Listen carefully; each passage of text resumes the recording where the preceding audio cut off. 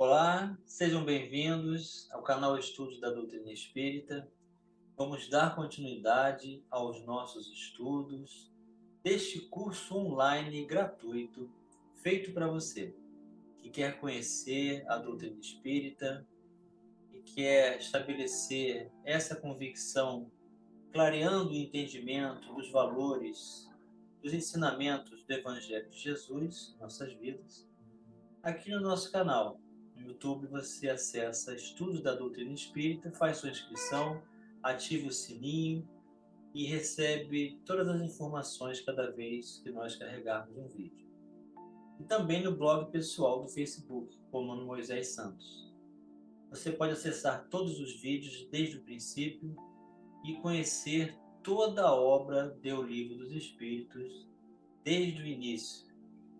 Então, conhecendo a obra que deu início à doutrina espírita, portanto, ao Espiritismo.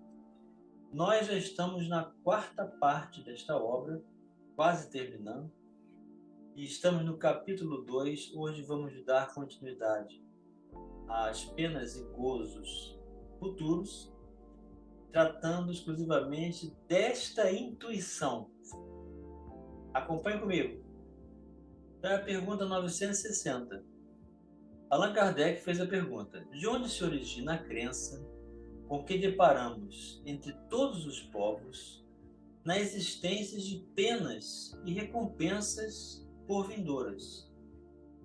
Então existem essas crenças de consequências futuras no céu, no inferno, de existências que vão dar continuidade num outro mundo, o mundo espiritual ou não.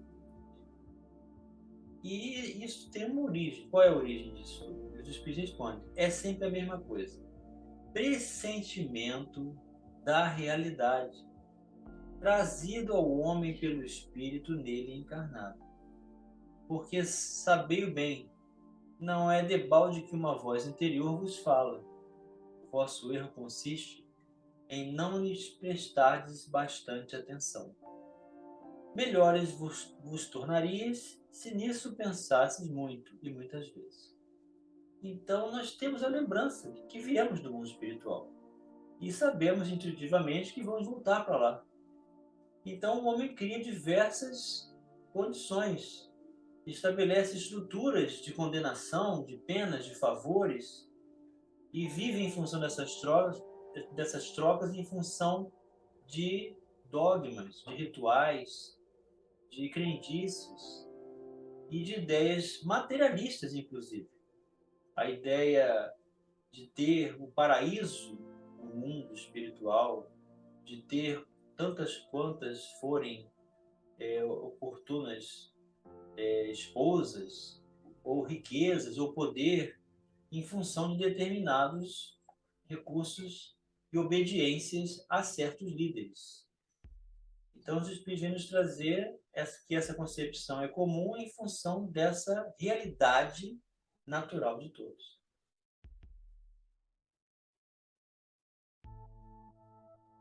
961. Qual o sentimento que domina a maioria dos homens no momento da morte? A dúvida, o temor ou a esperança?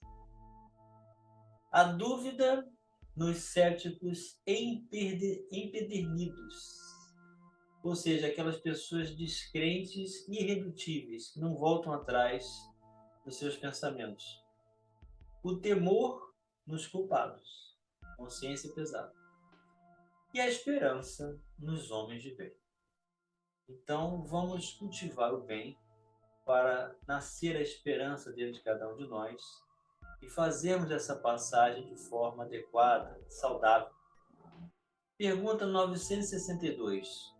Como pode haver céticos, uma vez que a alma traz ao homem o sentimento das coisas espirituais?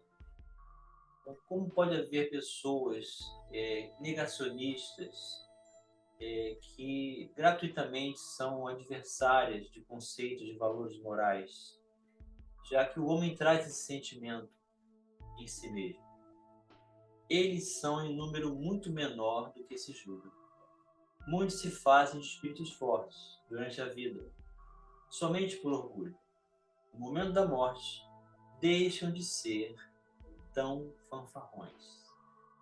Ou seja, quantos que se afirmam materialistas e negam a existência do mundo espiritual e do espírito, mas na hora da dificuldade, na hora do desenlace, se aproximando, pedem socorro a Deus e aos seus mensageiros. E vem a contribuição de Kardec. A responsabilidade dos nossos atos é a consequência da realidade da vida futura. Diz-nos a razão e a justiça que na partilha da felicidade a que todos aspiram, não podem estar confundidos os bons e os maus. Não é possível que Deus queira que uns gozem sem trabalho de bens que outros só alcançam com esforço e perseverança. A ideia, mediante a sabedoria de suas leis, Deus nos dá de sua justiça e de sua bondade. Não nos permite acreditar que o justo e o mal estejam na mesma categoria a seus olhos, nem duvidar de que recebam algum dia uma recompensa, o castigo outro, pelo bem ou mal que tenha feito. Por isso é que o sentimento inato que temos da justiça nos dá a intuição das penas e recompensas futuras. Então, essas penas e recompensas, elas estão na consequência natural daquilo que nós construímos de valores do bem enquanto estivemos na condição de encarnados. E por saber da existência do mundo espiritual intuitivamente, como realidade de onde viemos, nós temos configurado mais ou menos essa ideia para cada um de nós, se analisarmos em nós mesmos o que estivemos buscando em realizações práticas no bem ou no mal. E o próximo tópico é a intervenção de Deus nas penas e recompensas. É a questão 963. Com cada homem, pessoalmente, Deus se ocupa? Não é ele muito grande, nós muito pequeninos, para que cada indivíduo em particular tenha seus olhos alguma importância? Essa pergunta muita gente faz, né? Deus vai se importar comigo, que sou tão pequeno? Deus me conhece? Deus sabe das minhas necessidades? Vai se preocupar comigo? Quantos fazem essa pergunta? Então, Kardec nos antecipou. Fez todas as perguntas e muito mais do que pudéssemos imaginar para encontrar respostas coerentes de valores libertadores. E o que os espíritos respondem? Deus se ocupa com todos os seres que criou, por mais pequeninos que sejam. Nada, para sua bondade, é destituído de valor.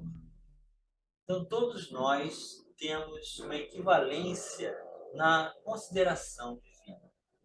Todos somos igualmente importantes para o Pai Celestial. Não duvidemos disso. 964. Mas será necessário que Deus atente em cada um dos nossos atos para nos recompensar ou punir? Esses atos não são, na sua maioria, insignificantes para Ele? Deus tem suas leis a regerem todas as vossas ações. Então, o Pai Celestial, ele não precisa realizar nenhuma atitude diferente do que ele já estruturou de suas leis aplicadas nas nossas consciências. Então, nós estamos submetidos a essa condição natural, a esse aguilhão. E Jesus fala para Paulo de Tarso, né? Duro é para ti recalcitrar contra os aguilhões da consciência, quando Jesus se apresenta para ele. Então, igualmente, essas leis, elas se apresentam para nós naturalmente, dentro de cada um de nós. E o que vamos fazer no livre-arbítrio, em acordo ou desacordo com elas, é que determina a nossa felicidade ou a nossa desdita. Se as violais, vossa é a culpa.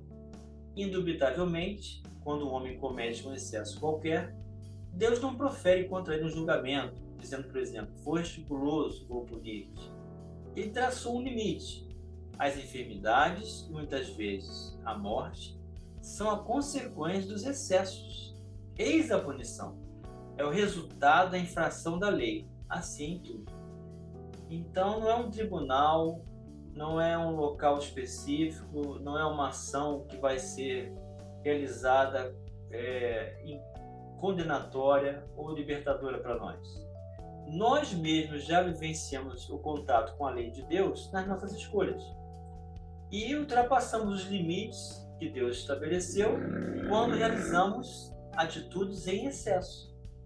E aí nós punimos a nós mesmos por nos afastarmos desse equilíbrio.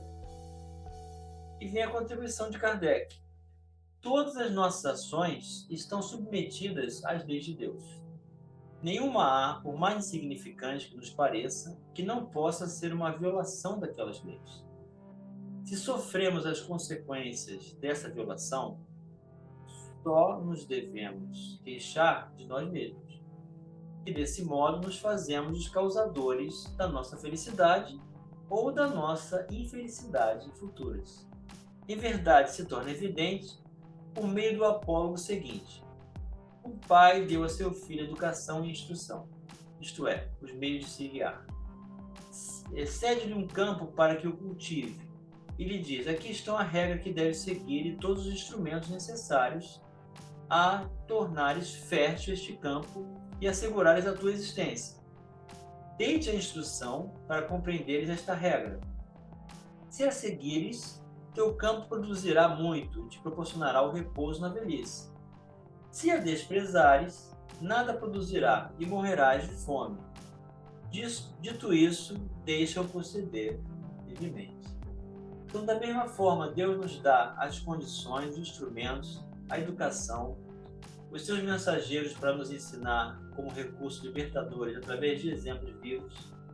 E nós temos o livre-arbítrio para fazer disso. As regras, acompanhando obedientemente, ou pela revolta nos afastarmos dessas leis e causarmos a nossa própria miséria. Não é verdade que esse campo produzirá na razão dos cuidados que forem dispensados à sua cultura e que toda negligência redundará em prejuízo da colheita? Na velhice, portanto, o filho será ditoso ou desgraçado, conforme haja seguido ou não a regra que seu pai lhe traçou. Deus ainda é mais previdente, pois que nos adverte a cada instante de que estamos fazendo bem ou mal. Envia-nos os Espíritos para nos inspirarem, porém não disputamos. Há mais esta diferença. Deus faculta sempre ao homem, concedendo-lhe novas existências, recursos para reparar seus erros passados, enquanto ao filho de quem falamos se empregou mal no seu tempo, nenhum recurso resta. Então são as consequências imediatistas do momento em que vivemos nessa encarnação. Mas temos a reencarnação, e aí as coisas ficam mais difíceis por conta dos nossos erros, e as dificuldades vêm bater nossa porta, convidando-nos à retidão, em favor da própria reabilitação, perante a própria consciência, perante a justiça divina. Então é assim que nós somos os construtores do próprio destino, artífice da própria felicidade ou infelicidade, da satisfação plena de gozarmos valores do bem e assim procedemos em nossas escolhas no bom uso do nosso livre-arbítrio ou na construção da própria miséria, ultrapassando os limites naturais pelos excessos que cometemos. Então a doutrina espírita vem nos conferir a responsabilidade de viver e da construção das características da própria vida, dentro das leis de Deus, que não são boas nem más, são leis, e que estabelecem um concurso em função da aplicação em favor de nós mesmos ou quando nos afastamos dela e assim nos sentimos prejudicados por conta própria. Então vamos usar de forma coerente, atender à voz da consciência, ouvir a inspiração dos bons espíritos, para sempre estarmos no caminho do esforço e da retidão, na obediência e na resignação, no trabalho do bem, atendendo às leis de Deus em nossa própria consciência. Um grande abraço e até o próximo vídeo.